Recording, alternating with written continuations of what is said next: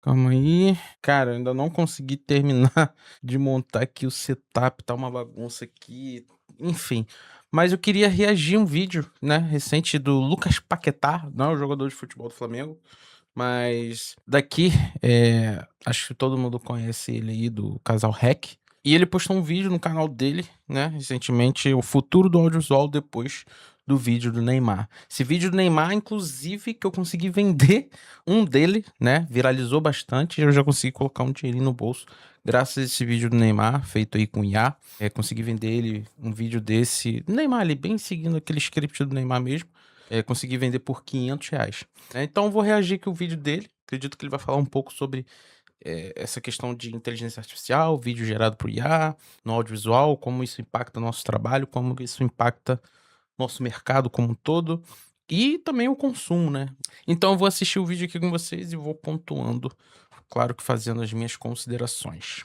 O que realmente faz uma história tocar a gente? É a câmera, é a imagem, é a música, é o sound effects, é o color grading, é a edição ou é o fato daquilo realmente ter acontecido? Você provavelmente viu aquele vídeo do Neymar em que ele encontra uma versão ainda criança, depois ele encontra uma versão adulta e no final surge uma versão mais velha no futuro segurando a taça da Copa do Mundo de 2000. Inclusive essa versão mais velha, ele não tá mais velho, só mudou de roupa mesmo, se você reparar. É o mesmo. 2030. Obviamente, nada daquilo aconteceu, até porque seria caríssimo fazer uma produção dessa com o Neymar. Tudo que esse vídeo fez milhões de pessoas sentirem, isso sim aconteceu. A emoção foi real, a esperança foi real, a nostalgia daquele momento também foi real e até a vontade de acreditar que aquela história fosse real. Até o Neymar foi lá para poder reagir àquele vídeo. E eu parei para poder pensar numa coisa muito simples. Talvez a pergunta certa nunca tenha sido se a inteligência artificial conseguiria produzir imagens realistas. A pergunta que a gente deveria se fazer é: ela consegue fazer com que a gente sinta alguma coisa? Porque já que a inteligência artificial não tem sentimento, será que ela consegue? Porque se consegue, eu acho que a gente acabou de entrar numa nova era. E essa era vai ser absurda, assim. Inclusive, essa era que a gente tá vivendo agora vai mudar muito o tabuleiro do jogo. Até porque, você pode ler até nos próprios comentários, eu já vi muitas pessoas repetindo, né, aquela frase de que a IA nunca vai substituir um artista, a IA nunca vai substituir um filmmaker, a IA nunca vai substituir um fotógrafo, um design, o que for. E eu até entendo de onde que vem essa defesa, né? Eu também não acredito que vai ser 100% inteligência artificial daqui pra frente, e eu não acredito que as pessoas vão deixar de fotografar, filmar, editar ou criar com as próprias mãos. Talvez a pergunta não seja se a IA vai substituir completamente o artista. A pergunta é: o que acontece quando ela passa a executar uma parte cada vez maior do trabalho que antes definia quem é esse artista, ou quem é esse artista que tá do outro lado? E, principalmente, as pessoas realmente se importam como que aquela obra foi produzida? Ou elas se importam mais com aquilo que a obra fez elas sentirem? Porque eu queria até que você me dissesse aqui embaixo. Bom ponto de reflexão que ele traz aqui, né? O que eu tenho percebido é as pessoas estão se acostumando já, né? A IA, as empresas como um todo não tá deixando de usar IA, pelo simples motivo que é mais barato, né? Como ele mesmo falou, para fazer uma produção daquela, como o Neymar, né, gastaria muito dinheiro, né? Alguém ali gastou dinheiro, tem um investimento sim, né, com essas ferramentas, mas não chega nem perto do que poderia ser. E já que é mais barato produzir com inteligência artificial, a lógica é que cada vez mais o público se acostume com essas produções de IA. Claro que essa se destacou muito, não pelo fato de ela ser IA, porque todo mundo percebe de cara que é inteligência artificial, mas ela se destacou muito exatamente por causa desse ponto que ele falou. Fez as pessoas, despertou uma emoção nas pessoas, né? Esse sentimento de esperança, enfim, tinha acabado de ser eliminado ali da Copa do Mundo, enfim, a última Copa do Neymar, o Neymar tem muitos fãs, enfim. Então, o que funcionou ali naquele vídeo foi o storytelling, né? Foi a narrativa que foi construída, foi a noção de tom, né? O tom, o ritmo da edição ali, a forma como os diálogos acontecem. Isso, né? A pessoa que produziu esse vídeo, ela tem muita noção disso. Desculpa. Logo, ela utilizou a IA para passar aquela mensagem, aquela ideia que estava ali na cabeça dela, aquela história, né? Você que gosta de futebol bastante aí, tá? Quando você viu aquele vídeo do Neymar, você ficou pensando qual modelo de inteligência artificial foi utilizado? Talvez sim e não, mas pra quem não é do audiovisual, provavelmente não. A pessoa só assistiu aquele vídeo e sentiu, cara. O mais louco é que ela sentiu alguma coisa. Existe uma frase que ficou martelando na minha cabeça depois de ter visto esse vídeo, que foi a seguinte coisa: se faz sentir, faz sentido. Esse vídeo, ele emocionou porque ele falou sobre coisas profundamente humanas. Ele falou sobre esperança, sonho, falou sobre infância, fala sobre o tempo, ele fala sobre um país inteiro querendo acreditar que talvez ainda exista uma oportunidade. Isso me fez perceber uma coisa e olha como que isso mexe com o mercado, tá? Durante muitos anos, a gente valorizou principalmente quem sabe produzir, né? Quem sabe operar uma câmera, quem sabe montar uma luz, quem sabe editar, quem sabe fazer VFX, quem dominava o After Effects, quem consegue fazer uma excelente color grading dentro do DaVinci Resolve, né? Quem consegue fazer um efeito visual, quem conhecia os equipamentos e as ferramentas. E tudo isso ainda continua sendo importante. É importante que você saiba disso. Isso continua sendo importante. Eu não estou aqui dizendo que a técnica perdeu completamente o valor, mas parte dessa execução está ficando cada vez mais acessível.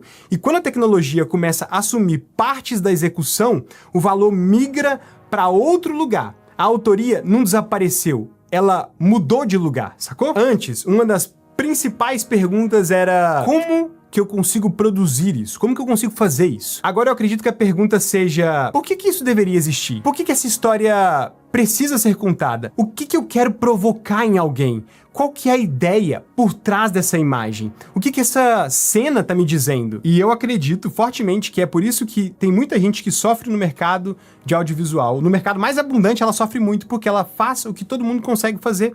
E é algo que pode ser comparado principalmente por preço, prazo e velocidade. Eu sei que tem muita gente que olha pra tudo isso e pensa assim: ah, mas a inteligência artificial ela vai acabar com todos os criadores, com todos os videomakers, fotógrafos, design. Bom, eu enxergo de uma forma diferente. Eu enxergo assim, ó. Eu acho que ela vai pressionar principalmente quem vende apenas a execução das coisas. Porque a execução, cada vez mais, ela vai virar commodity. E commodity é aquilo que você pode encontrar com muita facilidade. É algo que muitas pessoas conseguem entregar já. E é algo que pode ser facilmente comparado, principalmente pelo preço, pelo prazo e pela velocidade. O cliente, ele nunca pagou pelo nosso sofrimento, né? Não importa pra ele. O público nunca pagou pelas noites de sono que você ficou sem dormir. Ele não paga só porque você demorou 3 dias editando o vídeo pra poder fazer um efeito, né? Ele não paga porque a sua câmera custou 5 mil ou 50 mil euros. Bom, dependendo do mercado, sim, mas na maioria, não. Ele não paga pela dificuldade do processo.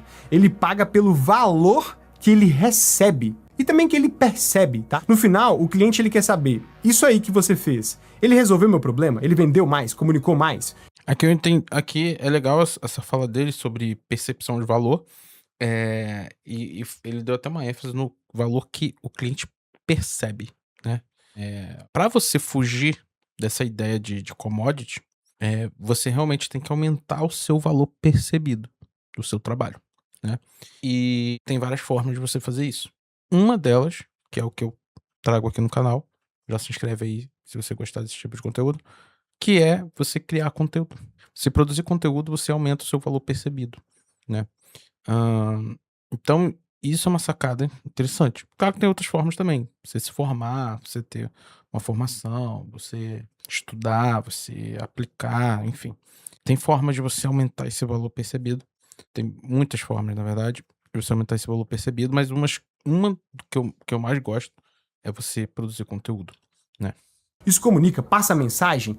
Ele vendeu alguma coisa e conseguiu imprimir o que eu preciso no mundo? Isso fortaleceu a minha marca? Isso fez com que as pessoas sentissem alguma coisa? Enquanto eu tava pensando sobre esse vídeo aqui e anotando os pontos que eu queria falar, eu lembrei de um dos livros que eu sou muito fã que é O Ato Criativo, do Rick Rubin. Eu acho que todo mundo que trabalha com vídeo deveria ler esse livro. Pra quem não conhece, o Rick Rubin é um dos maiores produtores musicais do mundo. Só que esse livro, ele não é sobre música. É um livro que fala sobre criatividade, fala sobre percepção, sobre repertório. Cara, é um livro que você precisa assistir. Eu vou deixar o link pra vocês aqui, tá? Ele fala sobre como que um artista observa o mundo e transforma aquilo que ele percebe em alguma coisa que pode ser compartilhada. E tem uma frase dentro desse livro que resume tudo que eu tô tentando dizer aqui.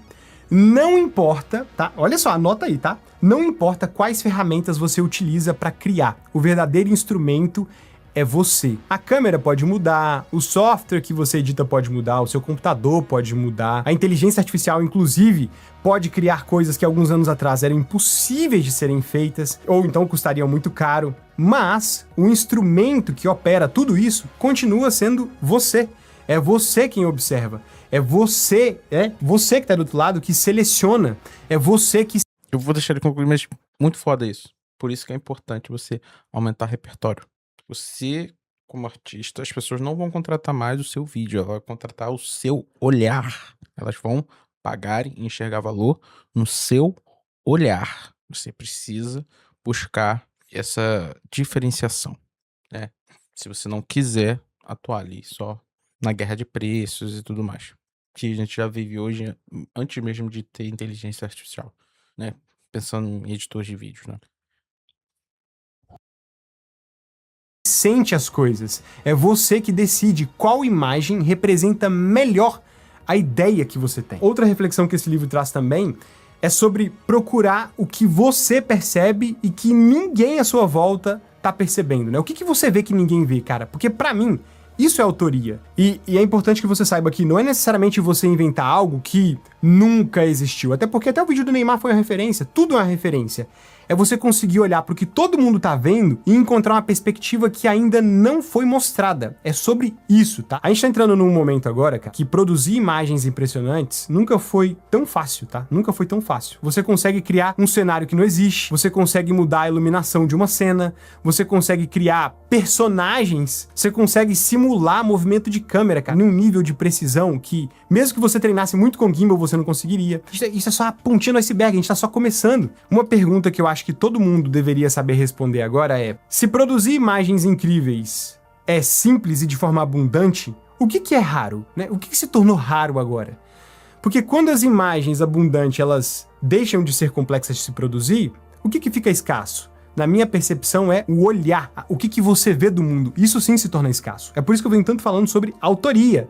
Por isso que é importante você desenvolver a sua autoralidade. Porque você não concorda comigo que todo mundo consegue produzir uma imagem bonita hoje em dia? Literalmente todo mundo. Não tô falando só sobre a sua capacidade técnica de mexer na câmera, não.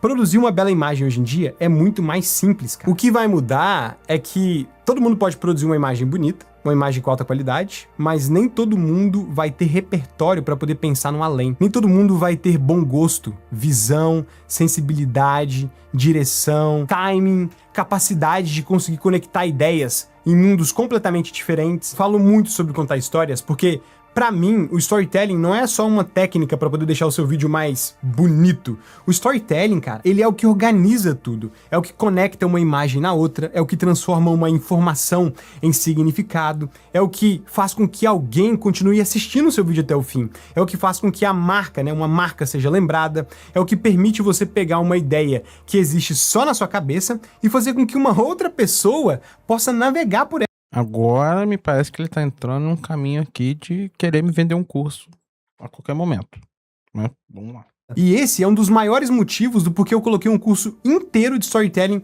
dentro da formação completa da Hack Learning. E não é um... Caralho, muito previsível. Ai, caralho. Não, o vídeo tava muito bom, mas agora ele vai começar a vender, né? Vai criar aqui os gatilhos e tudo mais, como, né?